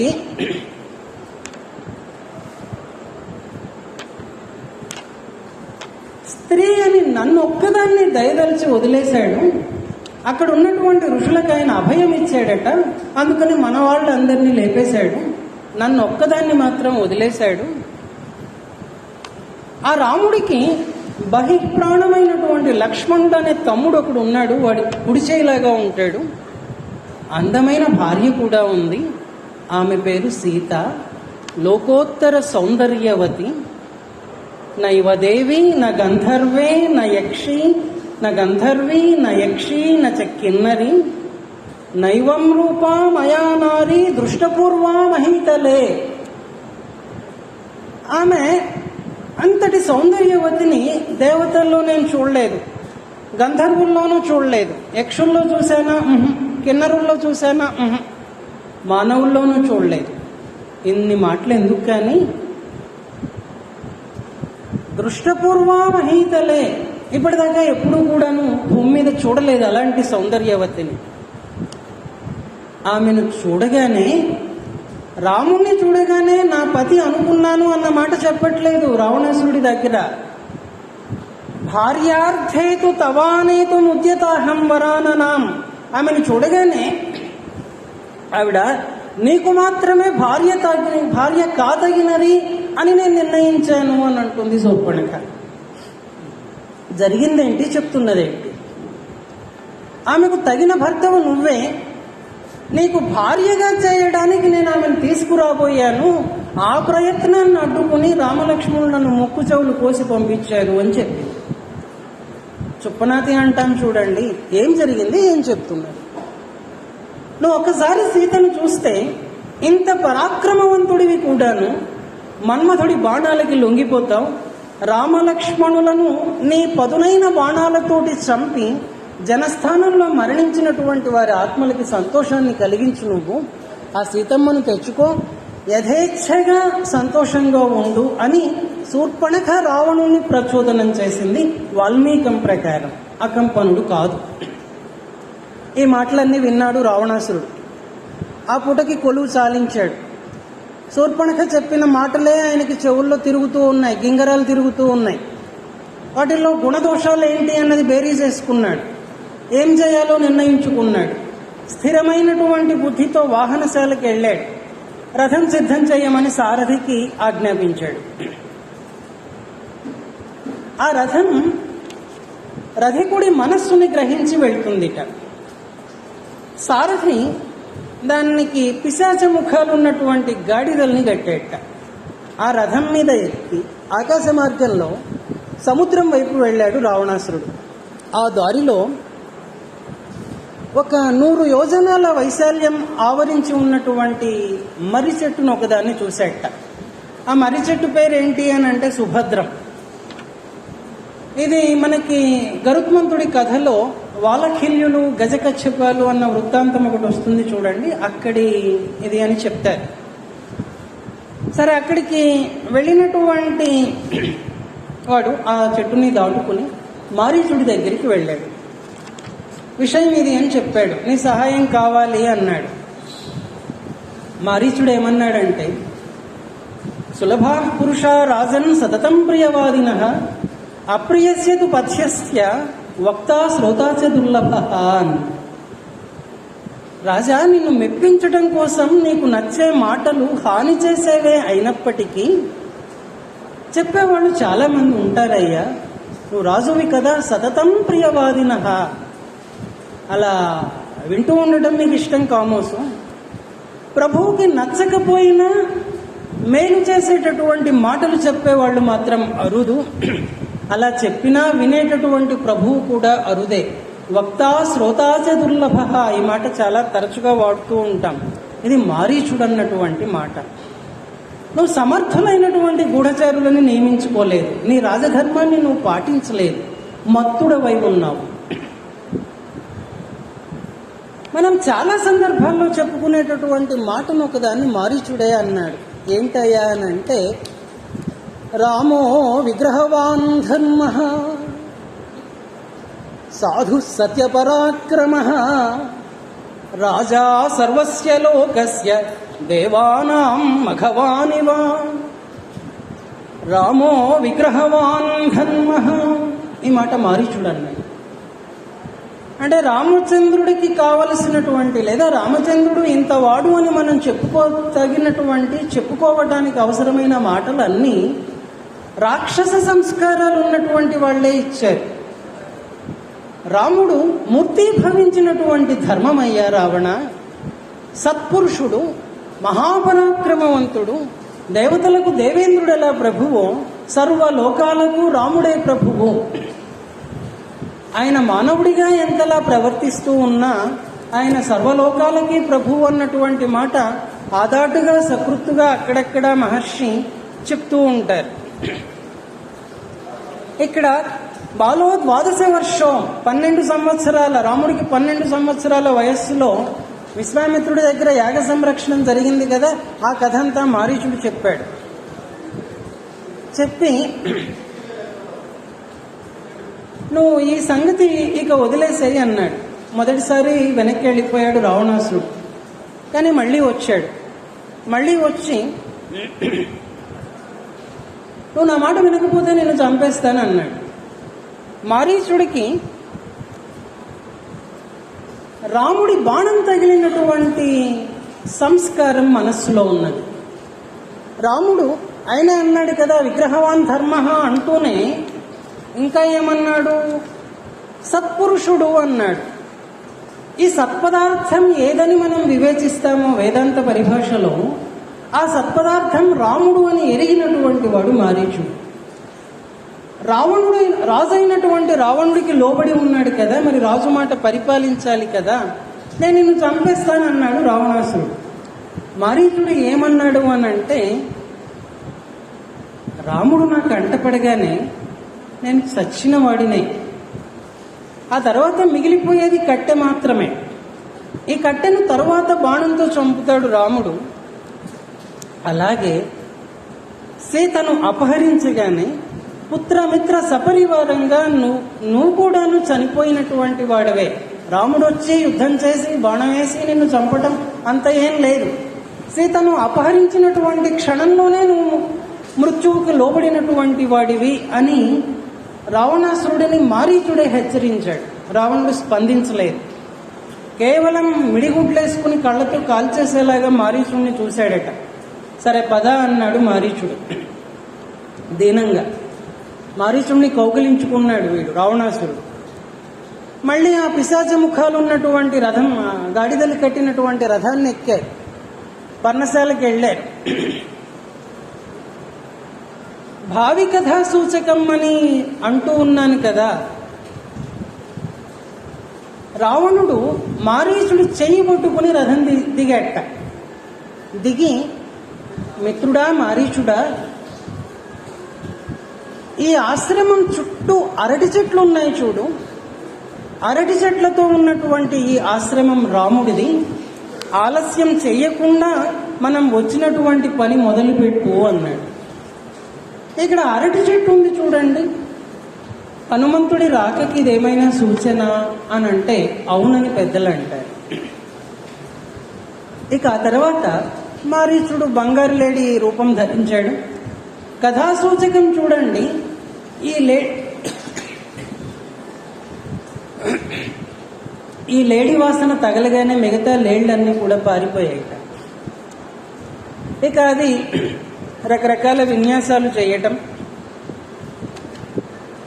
మేఘాల మధ్య ఉన్నటువంటి మెరుపు తీగలాగా సీతమ్మకి కనపడటం, ఆమె దానిని చూసి ఇది నాకు కావాలి అనుకోవటం, లక్ష్మణుడు వారించటం, అమ్మ నా మాట నమ్ము,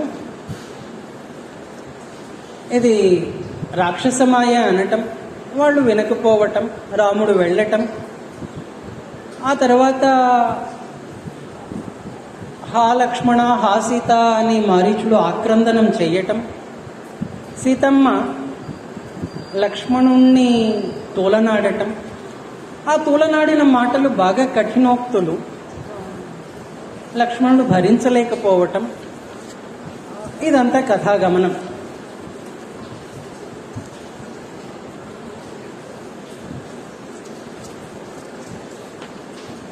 ఈ మధ్యలో రావణాసురుడు ఆశ్రమానికి వచ్చి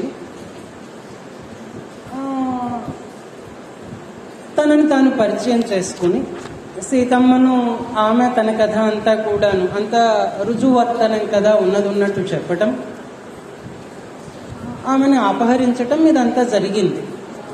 ఇక్కడ మనకి బాగా పరిచయమైంది. మనం అనుకునేది ఏమిటి అని అంటే, రావణాసురుడు భూమిని పెళ్లగించి అమ్మని తాకకుండా తీసుకెళ్ళాడు అని చాలా సందర్భాల్లో మనం అనుకుంటాం. కానీ వాల్మీకి మహర్షి చెప్పిన ప్రకారం వాల్మీకమైనటువంటి రామాయణంలో ఉన్నది, రావణుడు అమ్మని స్పృశించాడు.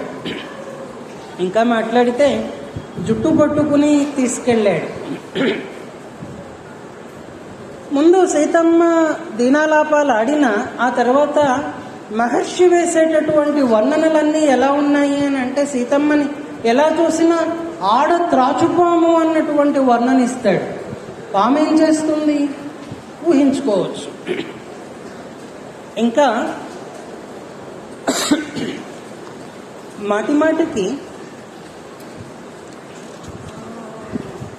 అమ్మ వర్ణన అంతా కూడాను పాము యొక్క అంటే అది కూడాను తాచుపాము యొక్క వేగం కానీ, తాచుపాము కళ్ళల్లో కనిపించేటటువంటి క్రోధం కానీ,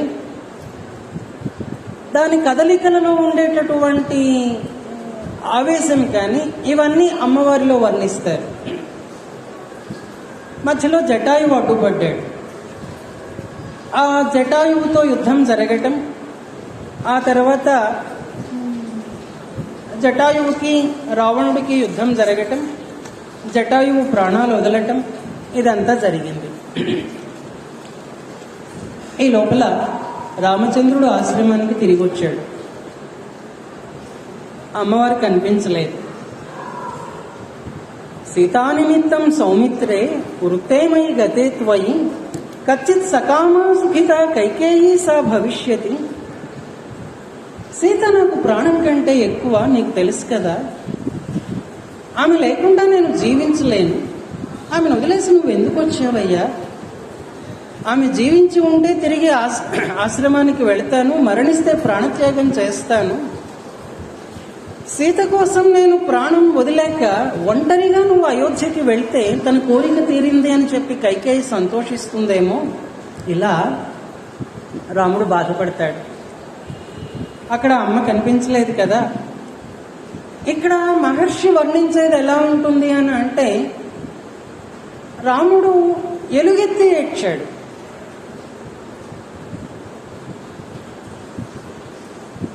జంతువులను అడిగాడు, పక్షులను అడిగాడు, కొండను అడిగాడు, బండను అడిగాడు, సీత జాడ చెప్పమన్నాడు. అవి పలకలేదు, ఏడ్చాడు.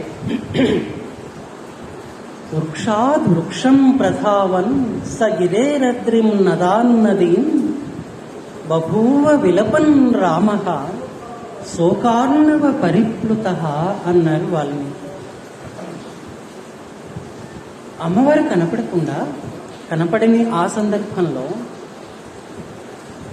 ఆ గుట్టకి వెళ్తాడు, ఈ గుట్టకు వస్తాడు. ఆ చెట్టు దగ్గరికి వెళ్తాడు, అక్కడ ఉందేమో అని ఈ చెట్టు దగ్గరికి వస్తాడు. ఆ పిల్ల కాలువ కనిపిస్తే అక్కడికి వెళ్ళాడు, అక్కడ లేదు, ఈ కాలువ దగ్గరికి వచ్చాడు. ఆయన్నప్పుడు ముంచివేసినటువంటిది ఏమిటి? శోకార్ణవం. శోకం అనేటటువంటి సముద్రంలో మాటిమాటికి మునుగుతున్నాడు, తేలుతున్నాడు. మునుగుతూ, తేలుస్తూ, ఏడుస్తూ పరిగెడుతూ ఉన్నాడట రామచంద్రుడు. కాసేపు అమ్మ కనిపడింది అని చెప్పి భ్రమపడతాడు. కాసేపు ఏదో తనతో ఆట పట్టిస్తోంది అని చెప్పి కనపడటం లేదని సీత సీత అని ఎలుగెత్తి అరుస్తూ, మధ్యలో లక్ష్మణ సీత లేకుండా నేను బ్రతకలేను, ప్రాణం వదిలి పరలోకానికి వెళ్తే సీతను వదిలేసి ఎందుకు వచ్చావని చెప్పి మన తండ్రి అడుగుతాడు. నేనేం జవాబు చెప్పేది అని చెప్పి ఏడుస్తాడు. మరి ఇంతగా మానుషత్వాన్ని నటించేటటువంటి రాముడు, ఆయనకి అండగా నిలబడినటువంటి లక్ష్మణుడు ఏమన్నాడంటే, మహాబాహో విషాదానికి లోనవద్దయ్యా, సీతమ్మ నదికెళ్ళి ఉండొచ్చు, లేదా పరిహాసానికి ఎక్కడైనా దాక్కుని ఉండొచ్చు. అడవినంతా జల్లెడబట్టి సీతని వెతుకుదాం, తప్పకుండా కనిపిస్తుంది, ఆమెను తీసుకెళ్దాం.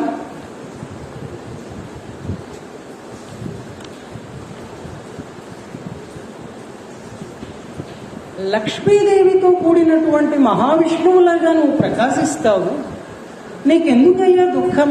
అమ్మతో కలిసి తల్లులందరికీ నమస్కరిద్దువు అని చెప్పి లక్ష్మణుడు అన్నాడు. రాముడు ఏమంటాడు? శోకేన శోకోహి పరంపరాయ మామేతి భిన్నం హృదయం మునంచ. శోకం మీద శోకం, దుఃఖం మీద దుఃఖం వచ్చి నా హృదయాన్ని, మనస్సుని తాకుతూ ఉంటే వాటి వలన నా హృదయం బద్దలు కాకుండా ఉంది చూడు. నేను పూర్వజన్మలో ఎన్నిసార్లు ఎన్ని పాపాలు ఇష్టం వచ్చినట్టు చేశానో, నాకంటే కఠినాత్ముడు ఉన్నాడా? లేకపోతే ఇన్ని కష్టాలు పరంపరగా వస్తూ ఉంటే తట్టుకుని నేను ఎలా నిలబడ్డానో చూడు, నాకంటే కఠినాత్ముడు ఉన్నాడా అంటాడు, మళ్ళీ ఏడుస్తాడు. ఈ ఏడుపు ఎలా ఉన్నది అని అంటే మొల్ల చెప్తుంది, ఏ మృగంబునుగన్న నేనాక్షి కానవేయని పెకుభంగుల నడగి ఎడగి, ఏ పక్షి కనుగొన్న నెలనాగగానవేయని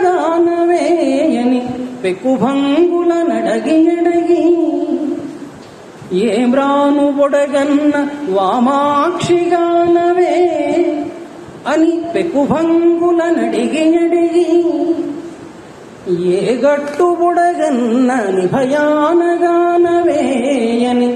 పెకుభంగుల నడిగి అడిగి, అడిగి అడిగి అడిగి అడిగి సీతగానబడని శ్రీరామచంద్రుండు విరహతాపవన్ని వేగి వేగి. మళ్ళీ మాట ఏంటి అని అంటే కాలాగ్ని రుద్రుడిలాగా ప్రకాశించాడట విరహాగ్నితోటి రామచంద్రుడు. మళ్ళీ ఇక్కడ భావి కథాగమనానికి సూచనగా రామచంద్రుడి తేజస్సుని వర్ణిస్తూ వెళ్ళాడు మహర్షి. ఆ తర్వాత జటాయువుకి అగ్ని సంస్కారం చేయటం, ఆయన్ని ఊర్ధ్వలోకాలకి పంపించటం, అక్కడ కూడా భంగ్యంతరంగా రాముడు దివ్యుడు అని చెప్పి మహర్షి సూచించటం, ఇదంతా జరిగింది. ఆ తర్వాత కబంధుడు వచ్చాడు. ఆ కబంధుణ్ణి వధించటం, ఆయన శబరి ఆశ్రమానికి దారి చెప్పటం, అక్కడ సుగ్రీవుడితో సఖ్యం చేయటం, నువ్వు దుఃఖించకు, నీకు సహకరించేటటువంటి వాళ్ళు నీకు తోడవుతారు అని దారి చెప్పటం, కావలసిన విషయాలన్నింటినీ కూడాను కబంధుడు వివరించటం, ఆ కబంధుడికి మళ్ళీ దివ్యలోకాలని అనుగ్రహించటం, ఇదంతా కథ. ఈ మధ్యలో ఇందాక అనుకున్నట్టుగా లక్ష్మణ రేఖలు వాల్మీకి రామాయణంలో లేవు. అలాగే శబరి ఎంగిలి పండ్లనిచ్చింది అని చెప్పుకుంటాం చూడండి. మన రామదాసు అంటాడే, దాసిన చుట్టమా శబరి, పూర్తిగా గుర్తులేదు, దాన్ని ఎంగిలి తిన్నావు అని చెప్పి రామదాసు గద్దిస్తాడు రావుని. అవునమ్మా, శబరి ఎంగిలి తిన్నావు అని చెప్పి. ఆ ఎంగిలి పెట్టడం అన్నది కూడాను వాల్మీకి రామాయణంలో లేదు. ఆమె చెప్పింది అంతా కూడాను పంపాయా స్థిర సంభవం, ఆ పండ్లని మంచి వాటిని సంచితం పురుషర్షభ అన్నది, సేకరించి ఉంచాను, ఇవి తీసుకో అన్నది. ఆవిడ తన గురువు యొక్క మహాత్మ్యాన్ని రామచంద్రుడికి చూపించటం, అంటే అక్కడ అప్పటిదాకా తడిగా ఉన్నటువంటి నారచీరలని, అలానే ఆ సప్తసాగర తీర్థాన్ని చూపించటం, అందులో వీళ్ళు రామలక్ష్మణులు ఇద్దరు కూడాను స్నానం చేయటం. అప్పుడు రాముడు అన్నమాట ఏంటంటే, స్నానం అయిన తర్వాత లక్ష్మణ, అశుభం నశించింది, అభ్యుదయం కలగబోతోంది, నా మనస్సు దైన్యాన్ని వదిలి ఉత్సాహంగా ఉంది, ఇక పద పంపా తీరానికి వెళదాము. ఈ మాటతోటి అరణ్యకాండ సంపూర్ణమయ్యింది. ఉన్న సమయంలో కథాగమనంలో కొన్ని ముఖ్య ఘట్టాలని మాత్రం నా బుద్ధికి అందినంతగా మీ ముందు విన్నవించాను. వాస్తవం.